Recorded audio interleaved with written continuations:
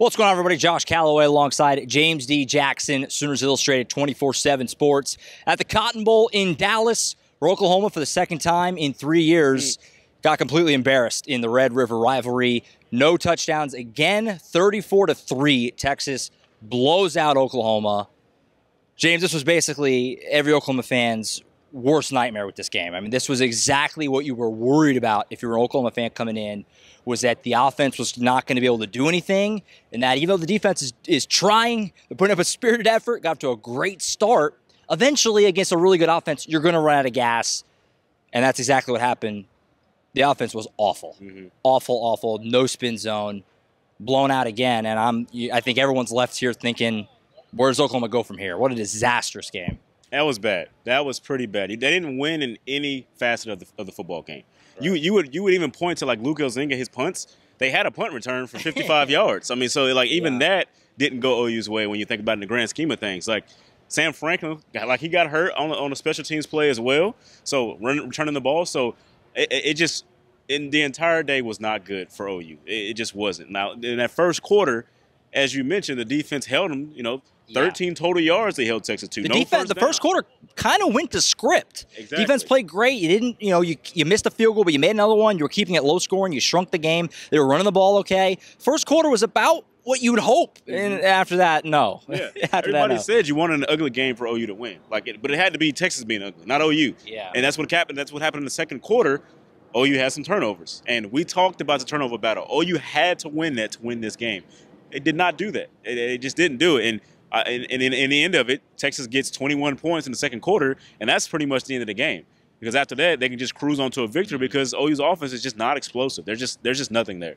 Like, I don't have any more ideas because they actually ran some counters here and there. And, the outside run looked good. I'll say that. The outside run looked good every once in a while, but there's nothing else that I can think of that would help this offense. It's just everybody has to be healthy. I mean, that's the only thing I can think of.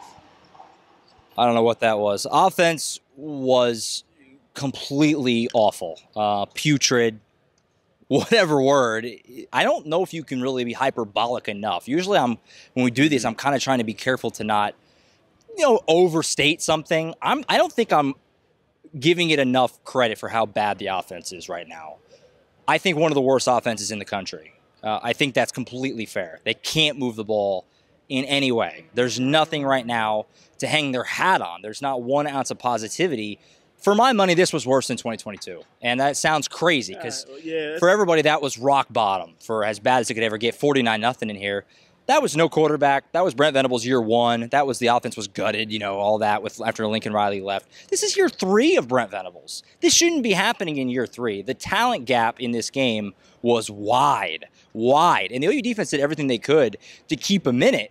But again, when the offense is giving you nothing over and over and over, you're not going to be able to sustain against this good of an offense. I don't know what the answers are either. I mean, I'm with you. I mean, yes, I don't want to minimize missing your top 5 receivers. That's huge. Yeah. But your O-line's as healthy as it's been. You still can't really run the ball. You did early, but you couldn't sustain it. Quarterback play, Michael Hawkins didn't play well today. They don't have a single receiver who can make anything happen. Anything. And I know you're missing your top 5, but you still would feel like you could find another guy somewhere. There's still talent there, at least on paper, and it's just not happening. There is not 1 ounce of positivity to take offensively right now, and when that's the case, I mean, how can you feel anything other than just kind of hopeless for where this season is going to go from here? Because it's just, again, there's just nothing to take away even from this offensively. It was really bad. It was awful. I mean, you recruit those receivers that are in there in the game to be your 6, 7, 8 guy. That's why you recruit them for that specific reason. While they can develop and practice, and learn a little bit, get to see the environments that helps them get used to it and learn from there.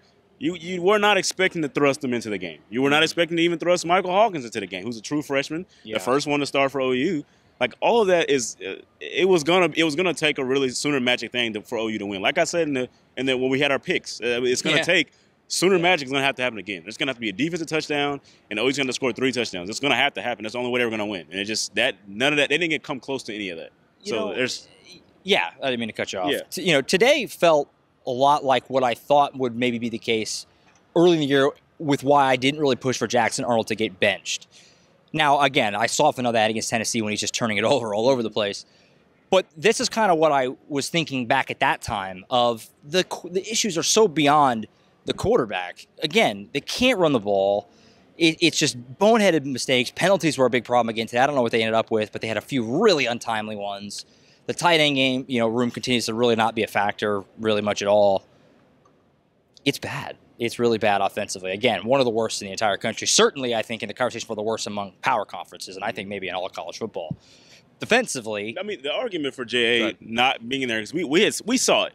We saw with everything that was going on with this offense, all the deficiencies, especially in the offensive line, it's like you got to get somebody in there that can just move around a little bit. Yeah. So you had Hawkins. Now, Hawkins looked good for the first couple of games. Now, all of a sudden, he's now holding onto the ball long, like Jackson Arnold was doing. So something happened in that bye week to where he's regressed a little bit from where he was at. Because I think against Auburn, he showed a lot of poise and a lot of maturity in the pocket, and he did really good. I mean, the stat sheet makes it look like looks a little bit better for him because it was one of his. I feel like he threw it away 20 times. 19 of 30 for 148 yards. I mean, that looks a little. I mean, it's still not great, but it looks a little better for him than what I thought I saw. So I mean, when Jackson Arnold was benched, just because you can't turn the ball over that much. Oh, you still had a chance to win that game if they didn't turn the ball over. In this one, I don't know what they could have done offensively that would have helped out. That's the difference here. If for me, it's like the pendulum has swung too far the other way. It was like Jackson was being far too careless with the ball, and it's why he got sat down in favor of Mike Hawkins. And we loved how in the first 6 quarters we saw of Mike that he was taking care of the football. That's true. Today, it was like it was too conservative. It was like, man, you got to let it fly at some point. It seemed like first reads out there, he was either trying to run or throwing it away. And it's his second start, so I'm cutting the kid some slack. But there was a lot of opportunities where it kind of felt like we're too far the other direction now. Like, find the happy medium in the middle. Horrible offensively. Defensively, I give them, credit for continuing to battle. Really, today, it was all about the second quarter. The second quarter, it just snowballed on them. They couldn't find a way to reel it back in. And again, the turnovers are a huge part of that. Michael Hawkins fumbled, Taylor Tatum fumbled right after that. So the defense was just living on the field in that second quarter. They're on their own side of the 50 that whole time as well. That was when Texas got the vast majority of their points. They scored 34 in this game. 21 happened in that second quarter, all within like 5 minutes of game time. It felt like, at least. What can you say? I mean, defensively, it was a great start. They got a turnover just like you would hope. It was a dream start.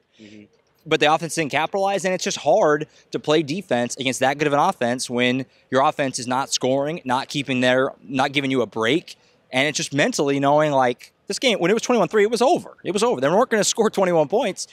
So defensively, it wasn't good today. A lot of missed tackles, but also at the same time, it's like, man, I don't know what more you could really hope for when the offense is doing what they're doing. Yeah, I mean, that's what I thought. It was like they were in position, a couple of times.